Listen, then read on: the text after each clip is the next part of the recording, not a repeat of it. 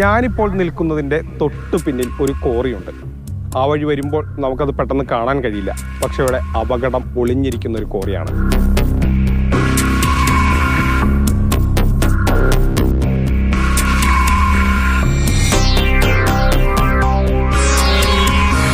അപകടം പതിയിരിക്കുന്നുണ്ട് ഇവിടെ.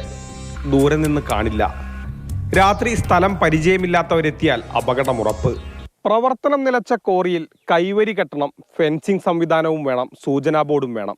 പക്ഷെ ഇവിടെ പേരിന് പോലും ഒരു സൂചനാ ബോർഡില്ല. ഇത് ജനങ്ങളെല്ലാവരും കൂടി സംസാരിച്ചിട്ട് ഇതിന് ഒരു നിയന്ത്രണം ഏർപ്പെടുത്താനുള്ള അടുത്ത തീരുമാനം ഞങ്ങൾ എത്തിയിട്ടുണ്ട്. അത് ഈ സ്ഥല ഉടമയുടെ അടുത്ത് കാര്യങ്ങൾ പറഞ്ഞിട്ടുണ്ട്. ഇതൊന്നും ഇല്ലാത്ത കാരണം കൊണ്ടാണ് അതങ്ങനെ സംഭവിച്ചതെന്നാണ് അന്ന് കൂടിയ ആൾക്കാരെല്ലാവരും കൂടി അറിഞ്ഞിരിക്കുന്നത്. മേഘജും അഭയും സഹോദരന്മാരുടെ മക്കളാണ്. ഇവിടെ തന്നെ കളിച്ചു വളർന്നവർ. അവർക്ക് പോലും രാത്രി ഇവിടെ അപകടം സംഭവിച്ചു. ഈ വഴി നടന്നു വരുമ്പോഴാണ് മേഘജ് കാല് തെന്നി ഈ കുളത്തിലേക്ക്, ഈ പാറമടയിലേക്ക് വീഴുന്നത്.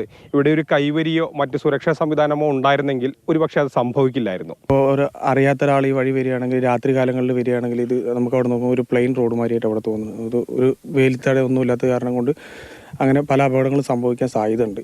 അപ്പുറത്ത് ഈ ഇടയ്ക്ക് ഒരു മരണം നടന്നു. അതിലും ചെറുതായിട്ടൊരു കമ്പി വേലിയുള്ളൂ. അതൊന്ന് ശക്തിപ്പെടുത്തണം എന്നാണ് നമ്മളിതിൽ പറയാം. സൂചനാ ബോർഡില്ല, ഫെൻസിങ്ങും കൈവരിയും ഇല്ല. സ്വകാര്യ വ്യക്തിയുടെ ഉടമസ്ഥതയിലുള്ള ക്വാറി വർഷങ്ങൾക്ക് മുൻപ് തന്നെ പ്രവർത്തനം അവസാനിപ്പിച്ചു. നിയമപരമായി പാലിക്കേണ്ട സുരക്ഷാ ക്രമീകരണങ്ങൾ പാലിച്ചെങ്കിൽ ഒരുപക്ഷെ 2 കുടുംബങ്ങളുടെ കണ്ണീർ കാണേണ്ടി വരില്ലായിരുന്നു. മാതൃഭൂമി ന്യൂസ്, പാലക്കാട്.